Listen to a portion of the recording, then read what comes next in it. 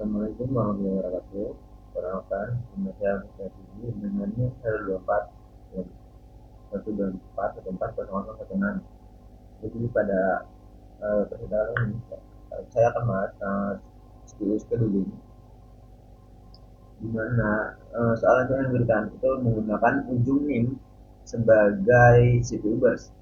Nah, di sini ada D1, D2 sampai D5 itu menggunakan NIM yang ini.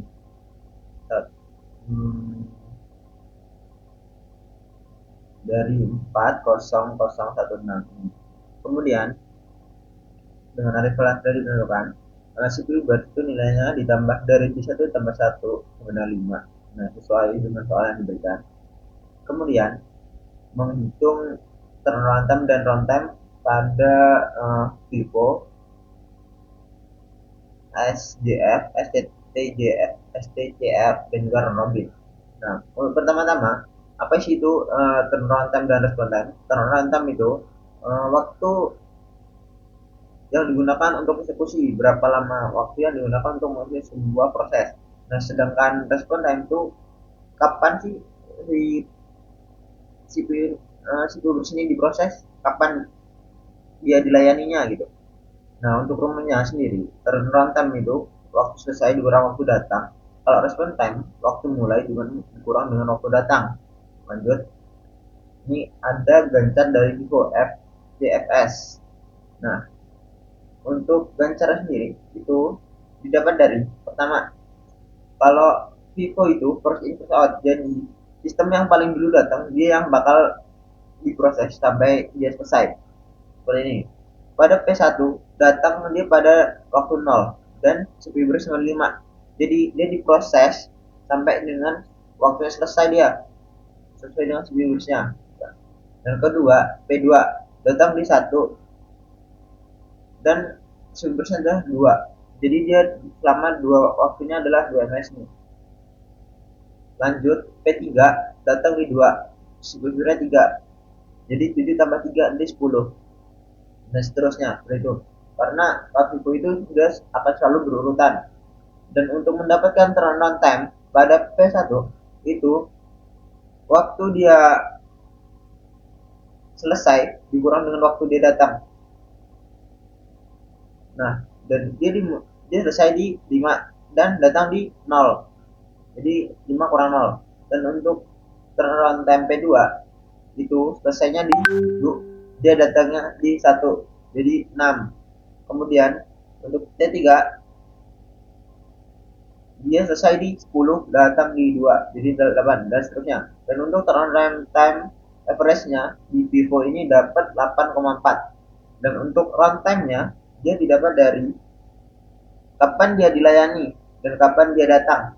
Nah, dia datang di 0, dilayani di 0, jadi 0 kurang 0. Kemudian untuk RT runtime P2 dia datang dia ada direspon di 5 dan juga dia datang di 1, makanya 5 kurang 4. Kemudian di RT P3 dia dilayani di 7, kemudian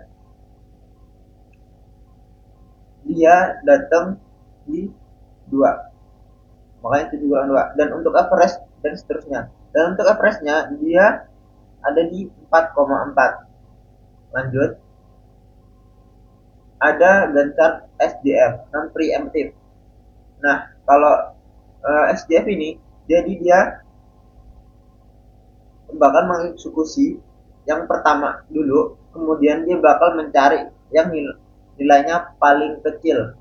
Ini contoh 0 P1 dia datang di 0, makanya dia langsung dieksekusi dengan langsung 5 poin CPU burstnya 5 ini, dia langsung selesai di 5, 0 sampai 5. Nah, waktu 0 sampai 5 ini P2, P3, P4 ini sudah datang.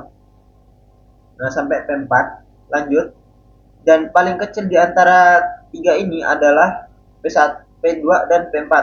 Jadi dia bakal mengerjakan P2 terlebih dahulu. Ini 5 tambah 2 7. Kemudian dari P2 dia bakal jadi P4 yang lain cuma 2 juga, ditambah 2 lagi. Dan kemudian nah dia sampai 9. Berarti ini udah sampai sini dong. Udah sampai P5. Namun P5 nilainya adalah 8. Jadi dia tetap mengeksekusi yang paling kecil, jadi P3 bakal tetap dieksekusi.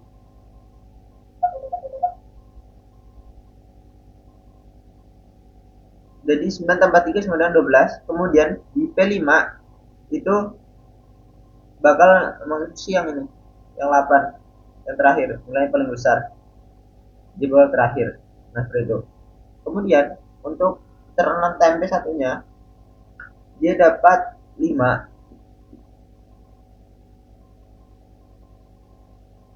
Karena waktu dia selesai adalah 5 dan waktu dia datang adalah 0. Kemudian yang P2 dia selesai di 7, datang di 1 pada 6 dan seterusnya. Dia dapat average 8,2. Dan untuk respon time dari P1 di SJF ini, yang P1 itu 0 karena dia direspon di 0 dan dia datang di 0. Kemudian yang P2 dia direspon di 5 dan dia datang di 1. Dan seterusnya. Untuk average-nya dia dapat 4,2. Nah, di sini ada Gantt chart dari preemptive SJF. STCF. Nah, STCF ini dia akan memproses simbol burs yang paling kecil terlebih dahulu. Jadi seperti ini. Di sini P1 itu datang di 0 dan di 5. Dia bernilai 5. Nah, jadi kemudian ada P2 di sini. Nilainya dia di 1 dan superbusnya ada 2. Nah, P1 kita jalankan sampai dia di titik 1. Di sini kita jalankan.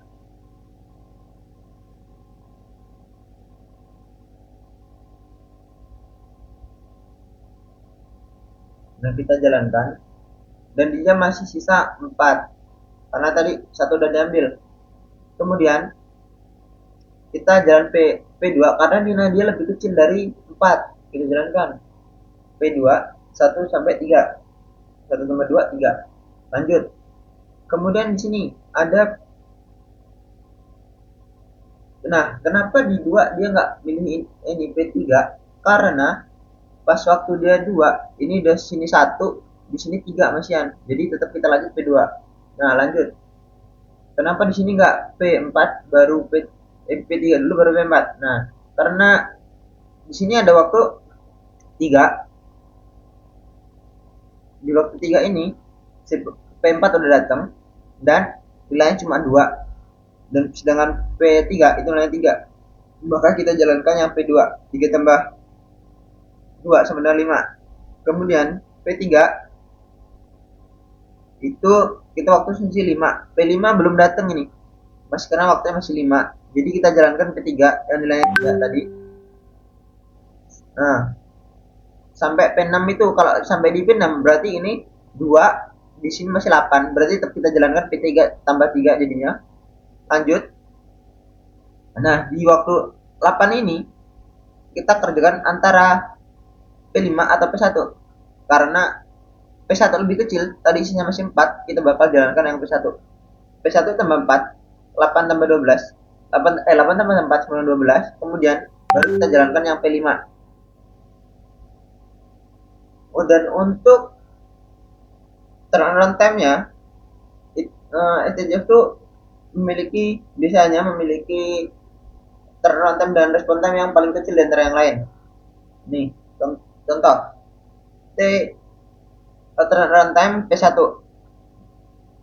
Nah, P1 kan selesainya di 12 di sini. Dan dia datang di 0. Jadi ini 12. Dan turnaround time P2, P2 itu selesai di 3. Dia datang di 1. Kedua. Turnaround P3. Dia selesai di 8 dan juga dia datang di 2. Dan seterusnya. Dan dapat average 7,2. Kemudian untuk respon time-nya dia datang P1 datang di P0 dieksekusi datang di nol, dieksekusi di nol. Kemudian runtime P2 dia direspon di 1 dan datang di 1. Kemudian runtime P3 dia direspon di 5, dia datang di 2 dan seterusnya. Dan average-nya itu 1,8. Kemudian ada gancar round robin dengan quantum sama dengan 3. Nah, untuk round robin sendiri dia tergantung kuantumnya. Dia prosesnya tergantung dengan kuantumnya. Seperti ini contoh. P1 nilainya adalah 5 dengan kita memiliki kuantum 3. Jadi dia akan dieksekusi sebanyak 3 kali. Jadi dia berhenti di 3. Jadi kita masih punya P1 itu masih ada 2. P1 itu nilainya sekarang masih 2. Nah, kemudian kita jalankan P2, nilainya itu 2. Jadi habis dia selesai. P2 ini selesai. Tambah 2 sama 5. Kemudian P3 nilainya adalah 3, habis juga. Langsung habis karena itu kuantumnya ada 3. Kemudian P4 juga langsung habis karena kuantumnya sama dengan 3. Kemudian lanjut. Nah, sebelum itu di antara 5 P3 ini, di antara 5 sampai 8 ini, si P5 ini udah datang. Dia ada di sini intinya. P5.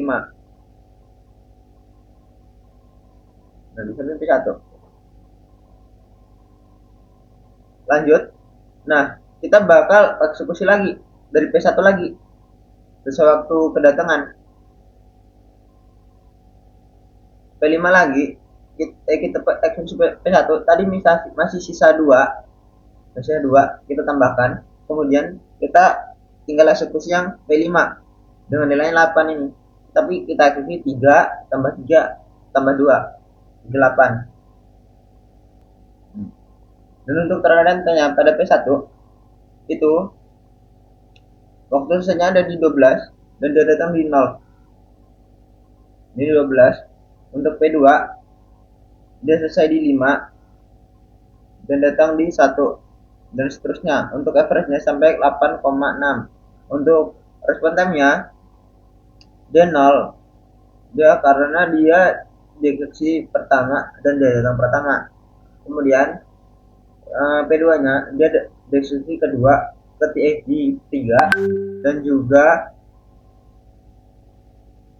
dia dieksekusi di 1. Dia dalam di 1. Dan untuk average-nya 3,6. Kemudian untuk algoritma terbaik untuk turnaround itu dipegang oleh turnaround time. Kemudian algoritma terbaik untuk turnaround time itu dipegang oleh STCF dengan poin 72. Dan hal ini terjadi karena STCF itu meminimalkan waktu tunggu dengan menyelesaikan tugas-tugas kecil terlebih dahulu.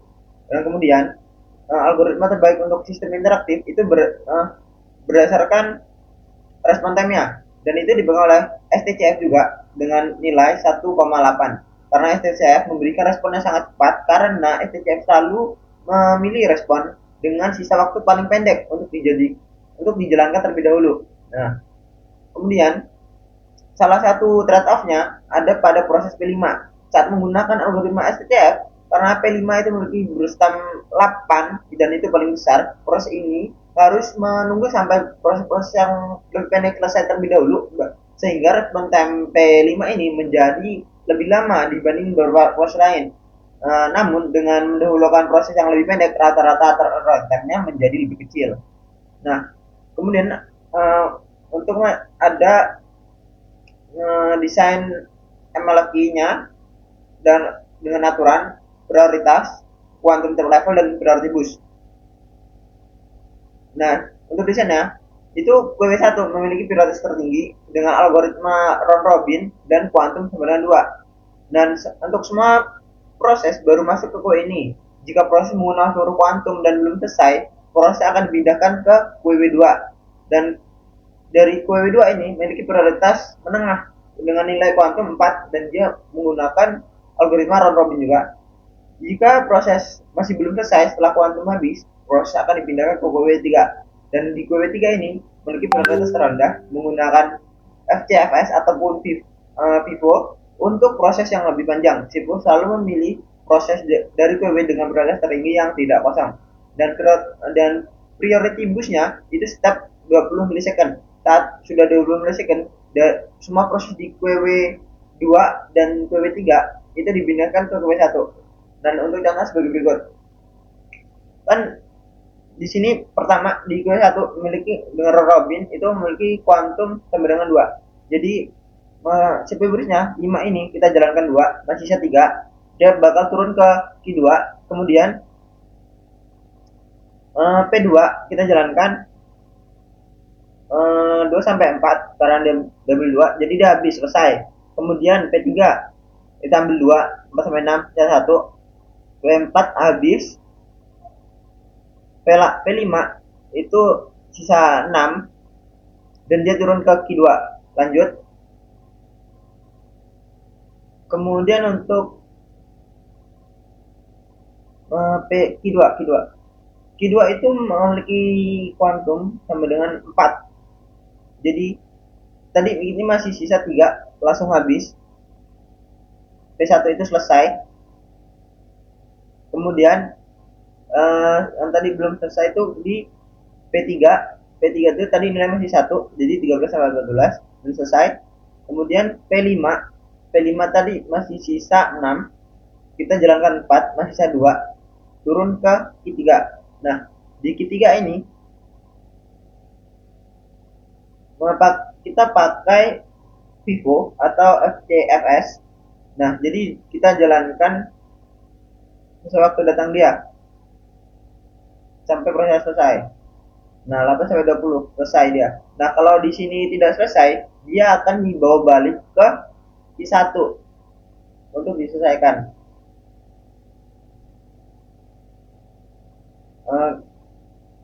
Dia memiliki pada proses ini memiliki average turnaround time 9,2 dan memiliki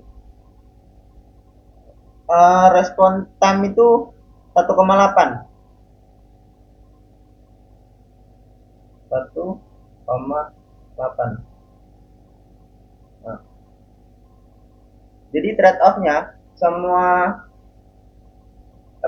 semua proses dapat dijalankan tapi mengorbankan respon time-nya dibandingkan dengan STCFF yang hanya 7,2.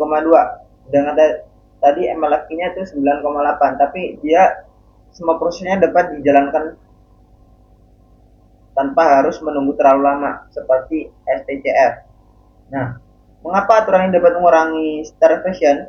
Nah, priority boost itu memastikan proses yang sudah lama di bawah antrian akan dipindahkan kembali ke antrian prioritas tertinggi, yaitu Q1, sehingga tetap mendapatkan kesempatan menggunakan CPU. Dengan mekanisme ini, tidak ada proses yang terus tertunda karena prosesnya rendah, sehingga starvation dapat dicegah. Dan untuk sumber referensinya, saya menggunakan dari modul kuliah dan juga dari penjelasan yang diberikan oleh dosen waktu kelas perkuliahan. Itu cukup.